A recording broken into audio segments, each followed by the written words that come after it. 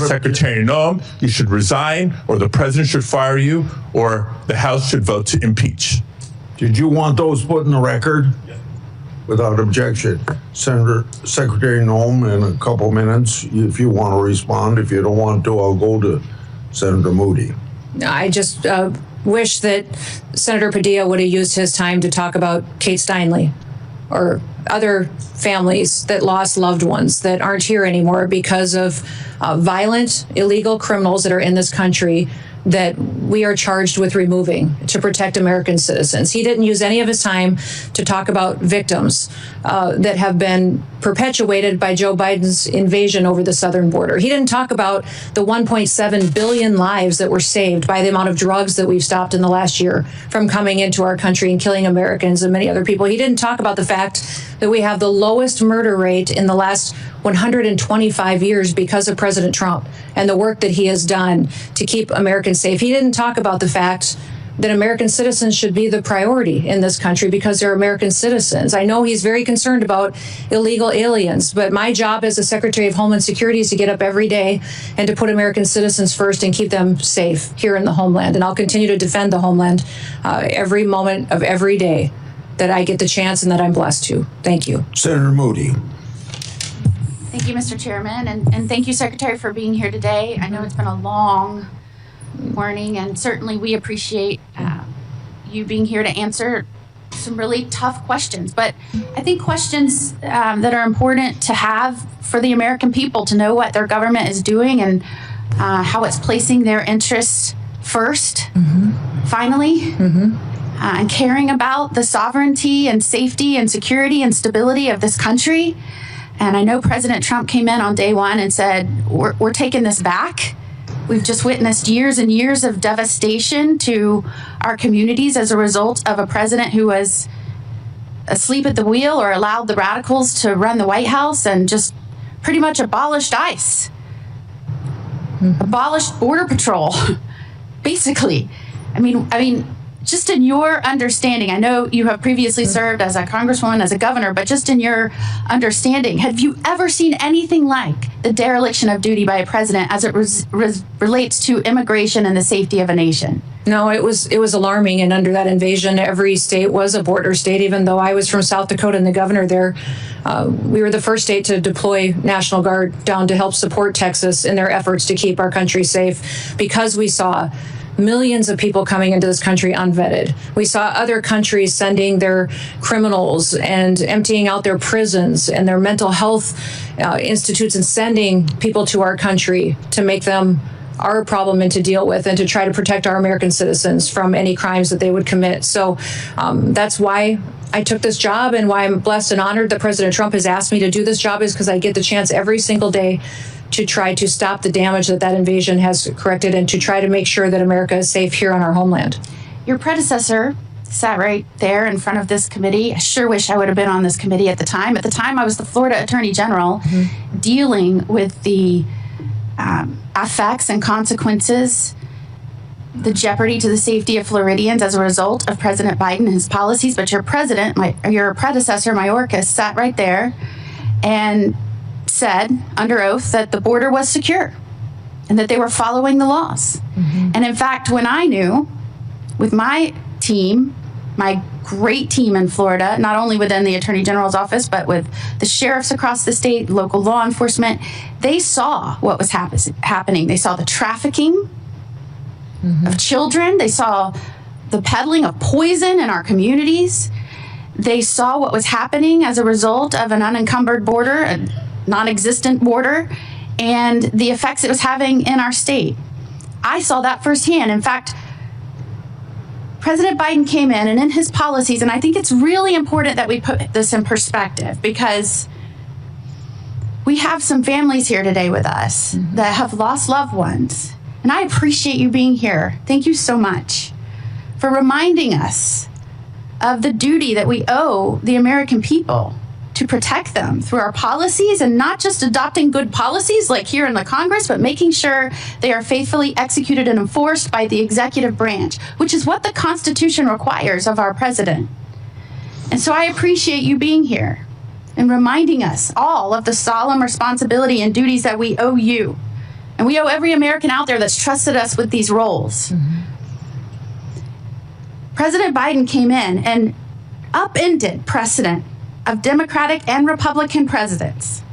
And that precedent was to deport those here illegally that had committed felony crimes, from trafficking to violent crimes to other types of crimes where they would have been deported. They stopped doing that. They reversed that policy. We also saw policies at the border that required more and more people to be pushed in. I would say, and I said many times, they are requiring a certain number of people every day to be pushed in, quotas, and they were demanding that they process faster until vetting was practically non-existent. Do you remember that? Yes. Do you remember that anywhere between 11 million and the 20 million people that came in, we were talking about the fact that encountered people were on the terrorist watch list, had been murderers, had been rapists, had been drug traffickers. We had encountered those people that were trying to come in. But can you acknowledge, and do you remember, that there were many gotaways, millions, that we have no idea their background? We have no idea why they didn't walk up and go to the welcoming committee, which was what President Biden rolled out. We don't know their backgrounds, and we don't know where they are today. Is that correct? Yes, and because the Biden administration pulled Border Patrol agents off the border and used them to process people and to feed people and to move paperwork, great chunks of our border had no surveillance at all. There was no security on other chunks of our border, and the cartel used that as a mechanism to divert attention. They would push thousands of people across the border in locations so that the other part of the border miles down could be exposed and they could move their human trafficking and their drugs across the border unimpeded. The Biden administration facilitated that and gave the cartels exactly what they needed to enrich themselves, to commit their crimes, and to build themselves up and perpetuate more violence. And that's why we're dealing with cartels now that are foreign terrorist organizations that are everywhere in this country. Years ago, you wouldn't even heard of foreign gangs like MS-13 or TDA. In fact, TDA didn't have a presence. Taking over apartment complexes. Yes, absolutely. But we sure saw that during the Biden administration. Yeah, and in addition to breaking down any sense of border, pushing more and more in, more and more, to where the Border Patrol said they were telling us they were asking us for our advice how not to stop it, but how they could process faster. They also built programs to make it easier during that surge, overwhelming surge, using apps to make it easier to come over here. And many of those folks were not vetted. In fact, we found them committing crimes in our nation after they came over on the app. Is that correct? That is correct. An app I alleged was illegal and couldn't be done. But yet they pushed forward, even though we were experiencing a historic surge and influx at our border. Is that correct? That is correct, yes. In fact, some Democratic states even had to declare an emergency based on Biden's policies and what was going on, right? That is correct. And they declared an emergency and they demanded more money from the administration because they couldn't keep pace with the emergency that the Democratic President Biden and his radical handlers created. Correct. And at the same time as Florida Attorney General, I got calls from around my state that drug traffickers that were prosecuted here that were not American citizens, but they were incarcerated in federal prisons. So I want to underscore this. The only reason they're in America is because they were drug traffickers. They were not American citizens. We brought them here. We prosecuted them here. And they were serving an incarcerative portion of their sentence. And after that, instead of deporting them back to their country after they did that, they were pushing them back into the communities where they were prosecuted, even though they weren't citizens. Is that correct? That is correct. And did you know that during that time period, when I pressed for information on who they were and where they were going and where they were being pushed, do you know that they stymied our efforts and would not give us that information? Would you say that what you are faced with as a secretary is unlike any successor has had to deal with in terms of cleaning up a dangerous, threatening situation created by their predecessor? Yes, absolutely. And it's not just the illegal immigration situation. It's the crime. It's the amount of individuals in this country that wish to do us harm that they let in, the amount of known and suspected terrorists that we know are here that we need to find and remove before they perpetuate harm on this country, to the neglect at FEMA, the politicization of FEMA, how they only did disaster response to individuals who aligned with the Democratic Party and their ideals and ignored other families who were suffering and had lost everything. What we saw as far as not investing in Secret Service and TSA and intelligence and analysis. And then CISA was manipulated and censoring people's First Amendment rights. It was deciding what was misinformation and disinformation and trying to manipulate election outcomes, and that has been fixed. So under the 23 agencies. How important is it? In Florida, I was so proud of my state. When we had an administration that came in and said, we're going to put the American interest safety first again. And it was so clear who supports that at the State of the Union. Yep.